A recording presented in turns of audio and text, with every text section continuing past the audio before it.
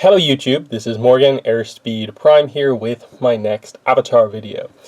This is going to be me opening up the one single pack of the Tops On Demand Avatar The Last Airbender set. I believe it was Tops On Demand set number 4 for this year. So a lot of people I think completely missed this because of course it was only available for purchase for 1 week. According to Tops, the print run is only, I think, 4,750 packs, though I think there should be 4,800 packs. Not sure what the difference is there. But my pack finally arrived here. Took a little bit longer because, of course, it's coming to Ireland from the US. But it's finally here, so we're able to get into it. Obviously, the outside of the packaging is pretty normal. Like, to the point where you're just kind of like, is there any notifier that it's actually the Avatar pack in here? It's a bit weird, but I guess they had that organized. So let me just attempt to open this up without absolutely ruining it. So there we go. Obviously, it's only a 20 card set. I did a video either last week or the week before going over the set once people kind of revealed what the full list of it was. In our pack, we're going to get 9 commons and 1 parallel. That's how it works. The commons, of course, are going to be the same as what other people get, but the parallel is going to be unique. No one else will get the same card with that color parallel with the same number that we are going to get. So that's where the kind of hype is. So when we open this up, here's what we get. So, packaged pretty nicely. You can see there the kind of width of a card. Some kind of foam padding here. Again, it's just one pack, as you can see here. Can't really see anything going on particularly here. But it is taped up here, so I can't really open it up too easily. How am I even going to get this off? Okay, hopefully this is just... Of course it's not going to be easy, so I'm just going to have to kind of pick this sticker off. Okay, there we go. So yeah, that came off a little easier than expected. And then, yeah, we just have a little thing to open here. So, we open up, and we got the Suki, that's cool. Oh, and a really rare one as well. So this is awesome. So this is the parallel straight away in the pack, as you can see here. So we got white parallel Suki number 2 of 10. I think one thing that I would say that is definitely not amazing about this is that it's not hollow at all. Like, apart from the fact that the number is shiny, it's just a common card, but it's got a white border. Now, the cool thing about this Suki is just that this is brand new Suki art. Yes, we've seen it before. They used it as part of the Avatar Legends role-playing game Kickstarter, but I think they only showed like her head, basically. They didn't show the full image. So it's obviously there's new art out there for certain characters, and this is one of the pieces. This is one of the few characters in this set who actually has new art, so that's interesting. Very happy with this. Honestly, if I had to pick, which card my parallel was going to be, I probably would have said Suki or Zuko, which were the two ones that had, I suppose, the most sort of substantial new pieces of art. And to get the Suki as the parallel, but also white, which is the 3rd highest rarity. Obviously, the highest rarity is 4 elements parallel. The 2nd highest rarity is black border, black parallel. And then it's this, because there's only 10 of these. There's only 5 of the black border Sukis. And then there's only 1 4 element Sukis. I haven't seen anyone actually mention having pulled a 4 elements card. But here we go. We got May. So again, this I believe is a new piece of art for May. So that's cool. The main focus for me is definitely on the new pieces of art, more so than I think any other aspect of this. So we get May, we get Sokka. This is an older piece of art, unfortunately. It's a little bit weird how they sort of constructed the set with certain characters having very old art that barely fits the character design almost, and then certain characters having completely new art. But there's Sokka, there's Iroh, so Iroh has new art as well. Again, I think we got a glimpse of this in the Kickstarter, but really nice. And again, the printing quality on these cards is very good, as you'd expect from Topps. You know, the nice symbol, the name. It's pretty nice, even though it is just a common. We'll take a look at the back of the cards when we go through them again. Here is Momo, of course. And the other thing to note here is, you know, the symbols kind of do change as well, so that's kind of cool. So we got Momo. We got Zuko, here we go. That's good. So we got the two sort of main characters, I think, with different art that I wanted. Ty Lee, I suppose, would be the other one, and I think that more or less completes the sort of set of, like, completely new art, basically. But yeah, brand new Book 3 Zuko art. Looks very, very nice. So that's cool. There's Azula. So she's one of the characters where, like, her and Toph, I think, probably have the weakest art in the set, just because it's old stock imagery for Azula and also Toph. That, yes, it's clearly Azula, but you can sort of tell that it's very early in her character design. Like, this is in no way modern Azula art as such. And I think you can tell that from stuff like her hairpiece here being red, when I think more often than not it's kind of gold with sort of red trim. So that's kind of interesting.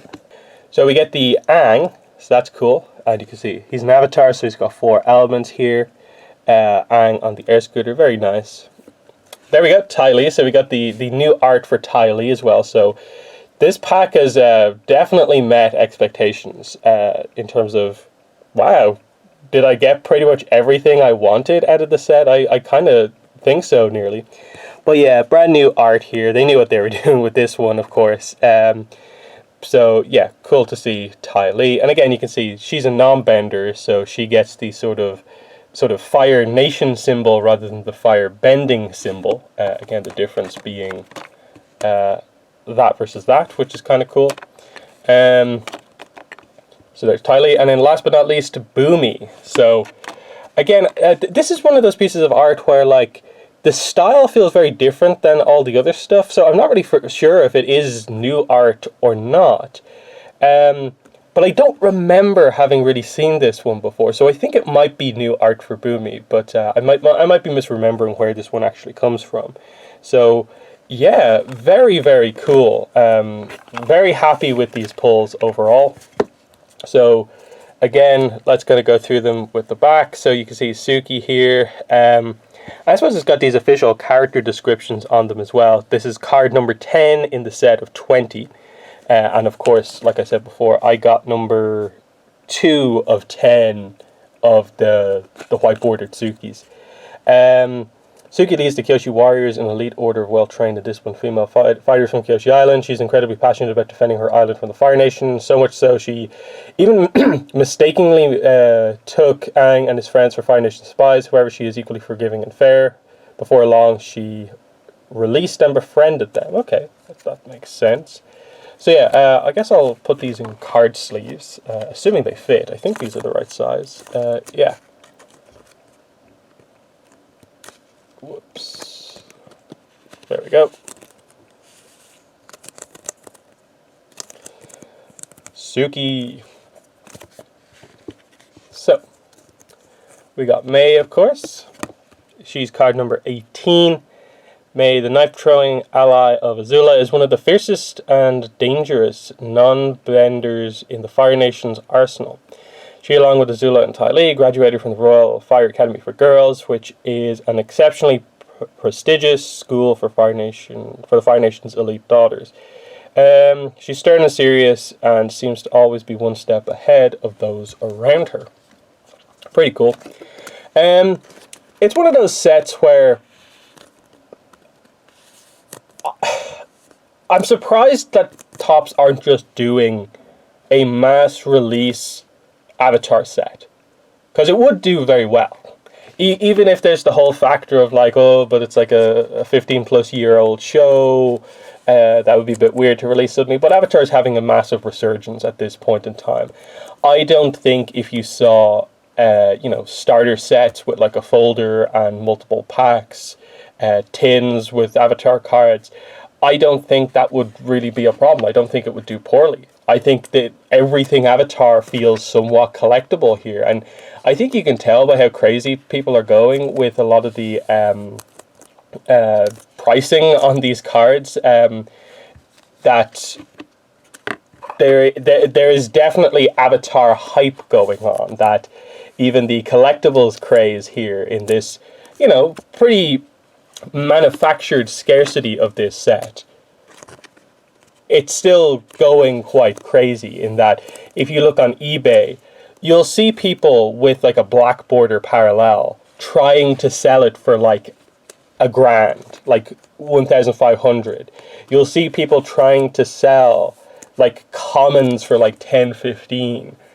Blue parallel, which is the lowest rarity, trying to sell them for like 60 or something like that. It might have come down since I last checked, but it's one of those weird ones where, because I guess primarily it was more trading card game kind of collectors rather than, I suppose, the Avatar fandom that probably bought up most of the stock of this. That's why I think you're seeing a lot of that, and why there is probably some sort of a demand, because I didn't really see news about this card set go around the fandom like all that much. I obviously did a video on it, but I think people didn't really, focus on it all that much, and were surprised that like, oh, it's sold out and it kind of looks cool. So that's probably the factor of like, they only showed like 2 or 3 preview cards, and only one of them was a new piece of art. If they had made it a little bit clearer to the Avatar fans, like what's going on, I think you would have seen a bit more hype behind it. So yeah, Suki, Mei, Boomy. What do they have to say? What's Boomy's official description? But King Boomy is the bizarre, old-aged king of Amashu, one of the largest cities in the Earth Kingdom. Though his methods may be unconventional, his strength and cunning should not be overlooked. His wisdom rubs off as madness, but what's considered crazy to some is a sign of open-mindedness to King Boomy. Okay. Ty Lee is the rambunctious, free-spirited daughter of a well-off Fire Nation family. She attended the Royal Fire Academy for Girls alongside Mei and Azula, but was unsatisfied with her life's path. As a result, she abandoned her responsibilities and joined the circus, where she honed her agility and acrobatics. Okay. Aang, of course, we know quite well. That's fine. He's the number 1 card in the set as well. Azula, power-hungry daughter of Fire Lord Ozai and the younger sister of Prince Zuko. Twisted and manipulative, she delights in tormenting her brother, and she is a deadly firebender in her own right. Azula intends on getting the Avatar first, and she's determined to keep her brother from regaining his royal title no matter what. There's Zuko, oldest son of Fire Lord Ozai, ruler of the Fire Nation, and the great-grandson of Fire Lord Sozin, who conceived the war. Wow, that's a quite long description for Momo. But it's a bit weird that in an official description he's like a fictional hybrid of the spotted bat and black and white lemur. That's a bit weird that they kind of almost break the fourth wall in a way in the description. Yeah, there's not too much to say here. Iroh. Okay, well, what do they say about Iroh? Brother of Fire Lord Ozai, uncle to Prince Zuko, skilled firebender, once a great general. He's Zuko's mentor now, calm, wise, and spiritual. He understands the importance of balance and harmony. He spends his days trying to find peace and quiet through meditation, calligraphy, playing paisho, and drinking tea. And here is Sokka. Pretty nice. So I think the final thing to do is just to do a little comparison here between this and the original Avatar trading card game, which, what it means is that the Avatar trading card games that we've had so far, both of them are rather obscure. The original Quick Strike game, just because it came out so early in Avatar's run before it had fully solidified its popularity, and was cancelled before the popularity sort of really fully took off. And then this, obviously, as a on-demand set that not many people knew about, and had a very low print run. So there's definitely a demand, I think, there to actually have a full-on set at some point. But I suppose, yeah, we can just do this with a couple of cards here. So here's the original. Obviously, this is a game. That's another difference here. These are just Avatar trading cards. There's no game to them. This was an actual trading card game with full-on unique art throughout basically the entire set. I think just a few of the promo cards actually used promo art. And I still feel this is so much cooler. This whole setup with the chamber cards is such a cooler like concept than just basically promo cards on images and then the borders slightly differently colored and they're numbered, you know.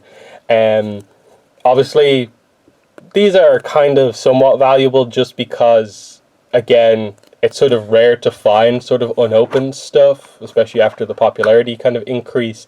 The problem, of course, with this is just that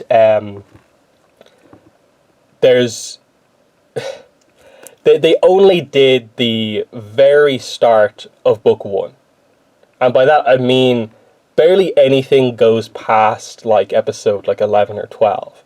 There's maybe one or two things that are from a little later on, but they don't have like, you know, Paku in here or anything like that. So it feels like it's mostly only like first half of book 1. So it's very early Avatar, and then later on there's some promo cards that did have Azula and Toph, but that was the only cards that they got.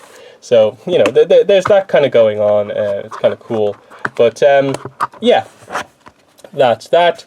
So I suppose the final thing to just say here is that according to, I suppose, the current market value, I guess this card technically, again, I don't know how much of this stuff is actually sold, but this is probably worth like 200 or 300 according to the market at the moment. Not that I'm going to sell it, of course, but it's just that weird thing of like, oh cool, I'm just happy to get the Suki card, but I got number 2 of 10 of the white bordered Sukis. And I like the color combo. Like, it would have been a little bit weird if I got, say, sort of like blue bordered Suki or red bordered Suki. So at least the white, black, green, or even 4 elements would have worked just that little bit better. But I'm definitely happy, especially with just the new art ones. Let me just kind of grab them out. Yeah, so I got mostly new art. New art Suki, Mei, I think the Boomi's new art, Tylee's new art, Zuko is new art, Iroh's new art. I'm happy with that.